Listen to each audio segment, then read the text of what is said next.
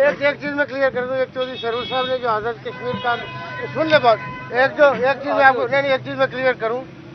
कि ये जो इन्होंने कायदे वो अपना अतीक साहब का जो बात की ऐसी जो सुन रहे हो मेरी बात, ऐसा कोई चैप्टर मौजूद नहीं है। सरदार तनवीर ने पहले भी कहा था मैं रीजन के लिए पैदा नहीं हुआ था।